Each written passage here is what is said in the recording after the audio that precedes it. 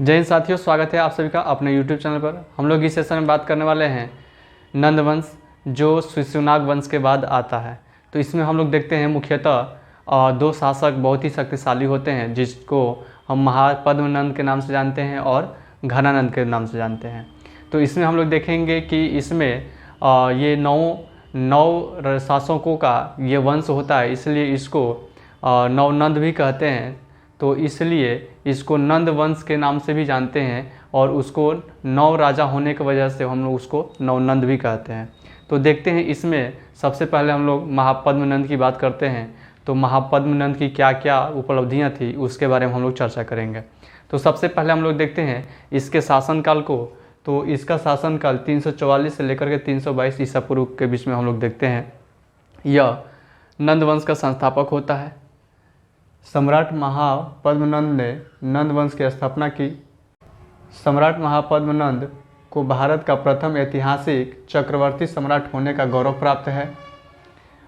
सम्राट महापद्मनंद को केंद्रीय शासन पद्धति का जनक भी कहा जाता है। ये बहुत ही इंपॉर्टेंट हो जाता है कि केंद्रीय शासन पद्धति का जनक किसे कहा जाता है, तो महापद्मनंद को। नेक्स्ट, पुराणों में इसे महापद्म और महाबोधि में इसे उग्रसेन कहा गया है। ठीक है, याद रखिएगा, यहाँ पे पुराणों में इसे महापद्म कहा गया है और महाबोधि वंश में इसको उग्रसेन कहा गया है। उसके बाद से ये नाई जाति से, यानी एक तरह से हम लोग देखें कि महापद्मनंद से पहले की बात करें तो इससे पहले क्षत्रिय शासकों का शासन रहा, लेकिन जब महापद्मनंद की बात आती है तो यह एक शूद्र होता है, और जो शूद्र के रूप में नाई जाति से, यानी ऐसा कहा जा सकता है कि मगध के साम्राज्य में ये पहला शूद्र था जो क्षत्रियों से पंगा लिया था। सम्राट महापद्मनंद को एकराट, सौर छत्रांतक, एक छत्र, पृथ्वी का राजा, भार्गव आदि उपाधियों से भी विभूषित किया गया था। यानी एक तरह से बहुत ही सबसे यदि कहा जाए मगध साम्राज्य का सबसे प्रतापी जो शासक था वो हम महापद्मनंद के रूप में हम लोग देखते हैं और घनानंद के रूप में हम लोग देखते हैं। ठीक है, ऐसे तो इसमें बहुत सारे शासक आए। पांडु आया, पांडुगति आया, उसके भूतपाल, राष्ट्रपाल, योविशानक आया, दशसिद्धक आया और केवर्त आया। तो इसमें हम लोग आगे देखते हैं। महापद्मनंद के प्रमुख राज्य उत्तराधिकारी हुए हैं उग्रसेन, पांडुगति, भूतपाल, राष्ट्रपाल, योविशानक, दशसिद्धक और केवर्त और घनानंद। आगे देखते हैं। सम्राट महापद्मनंद को पहले ऐसा शासक थे जिन्होंने गंगा घाटी की सीमाओं का अतिक्रमण कर, यानी उसको वहां से हटा करके और विंध्य पर्वत के दक्षिण तक विजय पताका लहराई, यानी वहां पर अपना कब्जा कर लिया और विंध्य पर्वत वाले क्षेत्र में भी अपना कब्जा कर लिया। और विंध्य पर्वत की बात करते हैं तो विंध्य पर्वत हम लोग का यहाँ से यदि हम देखें, मैप के द्वारा हम लोग देखें तो ये विंध्य पर्वत आपका आ जाता है यहाँ पे। ये चलिए यहाँ पे ये मगध की बात हम लोग कर लें, और ये है विंध्य पर्वत। ठीक है, ये विंध्य पर्वत है। ठीक है, तो ये विंध्य पर्वत है, तो इधर पूरे वाले क्षेत्र को ये इन्होंने कब्जा कर लिया था। ठीक है, उसके बाद से हम देखते हैं कि इसने पहली बार कलिंग पर विजय प्राप्त किया और तथा वहाँ पर नहर भी खुदवाया और जैन प्रतिमा भी वहाँ से उठाकर लेकर आया। ठीक है, उसके बाद से यहाँ पे कैसे ये सूचना मिलती है, तो कलिंग के जो शासक होता है खारवेल, उसने अपने हाथी गुम्फा नामक अभिलेख में इसकी चर्चा किया हुआ है। ठीक है, याद रखिएगा, यहाँ पे ये इसका उल्लेख कहाँ मिलता है, तो इसका उल्लेख कलिंग शासक खारवेल ने अपनी हाथी गुम्फा नामक अभिलेख जो होता है उसी में उसका उल्लेख किया हुआ है। ठीक है, ये थोड़ा इम्पोर्टेंट हो जाता है। पुराणों में इन्हें सौर छत्रांतक कहा गया है। यह व्याकरण के रचयिता पाणिनि के मित्र थे, यानी व्याकरण के रचयिता पाणिनि थे, जिनके ये मित्र थे। यह संपूर्ण मगध साम्राज्य का सबसे शक्तिशाली शासक था, यानी संपूर्ण मगध साम्राज्य का सबसे शक्तिशाली शासक के रूप में हम लोग महापद्मनंद के रूप में हम लोग देखते हैं। और इन्होंने जो महानंदिनी जो था, यानी नंदीवर्धन बोलते हैं, उसकी हत्या तो किया, लेकिन हत्या करने के बाद जब ये नंद वंश की स्थापना करता है तो ये सच में दिखा देता है कि हम उस योग्य हैं और ऐसे हम शासक हैं जो हम विंध्य पर्वत से लेकर के गंगा घाटियों तक अपना विस्तार कर सकते हैं, और ऐसा सच में करके दिखाया। उसके बाद से हम लोग देखते हैं घनानंद के बारे में। तो घनानंद के बारे में हम लोग यहाँ पे देखेंगे कि घनानंद क्या है, क्या महापद्मनंद से भी अधिक शक्तिशाली है या इसके पैरेलल में यानी इसी के समानांतर शक्तिशाली है यह, तो इसको हम लोग आगे देखेंगे। थोड़ा इसको मिटा लें। चलिए, उसके बाद से हम लोग देखेंगे घनानंद के बारे में। महापद्मनंद को हम लोग ने देख लिया, उसके बाद से घनानंद को देखेंगे।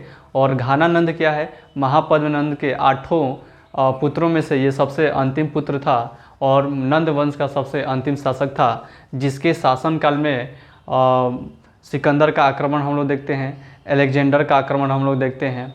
तो ये सब हम लोग देखते हैं घनानंद के बारे में। उसके बाद से उसी टाइम चाणक्य का तिरस्कार होना और चंद्रगुप्त मौर्य के द्वारा इसकी हत्या हो जाना, ये सारा चीज़ हम लोग इसके शासनकाल में हम लोग देखते हैं।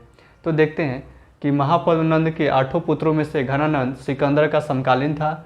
ग्रीक यूनानी लेखकों ने इसे अग्रमिज कहा है। ठीक है, ये अग्रमिज कहा है। उसके बाद से घनानंद के समय 325 ईसा पूर्व में सिकंदर ने पश्चिमोत्तर भारत पर आक्रमण करता है।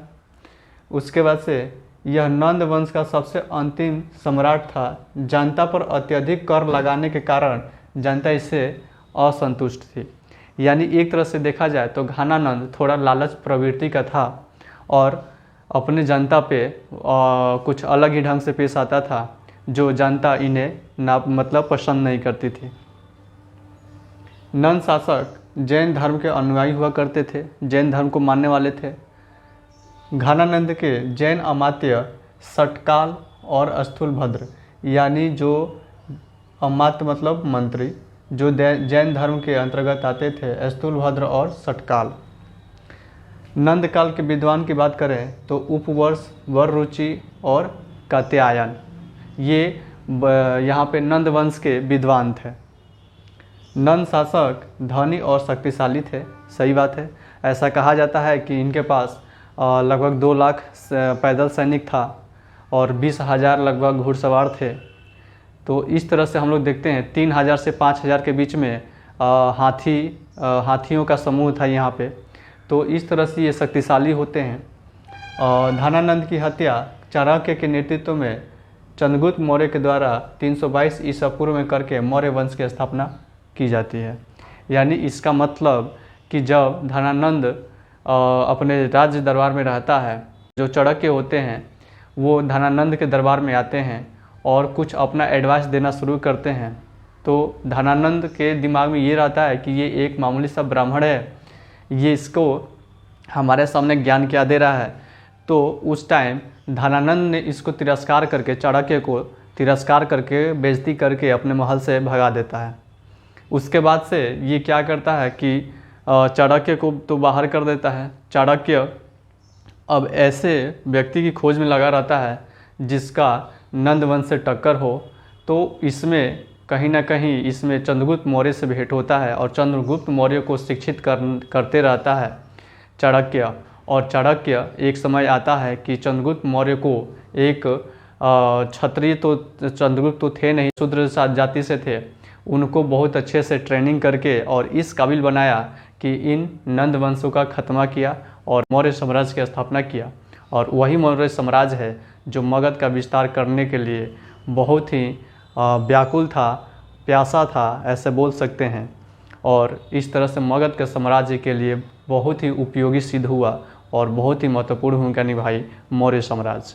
और उसमें हम लोग देखते हैं कि मौर्य साम्राज्य में अशोक कलिंग विजय करते हैं और उसके बाद से ऐसा कहा जाता है कि कलिंग विजय में लगभग 2 लाख व्यक्ति मारे गए थे। उसके बाद से उन्होंने अपना अस्त्र शस्त्र त्याग दिया और वहाँ से मगध साम्राज्य का एक रुतबा होता है वो धीरे धीरे अब डाउन होने लग जाता है। तो एक तरह से हम देखें तो मौर्य साम्राज्य के रूप में ये बहुत ही बृहत मगध हो जाता है। नंद वंश जब तक था तब तक मगध का विस्तार तो हुआ ही, उसके बाद मौर्य जब साम्राज्य आया तो और ज़्यादा विस्तार कर दिया, जिसको हम लोग अखंड भारत के रूप में हम लोग देखते हैं। ठीक है, मिलते हैं नेक्स्ट वीडियो में, तब तक के लिए नमस्कार, जय हिंद।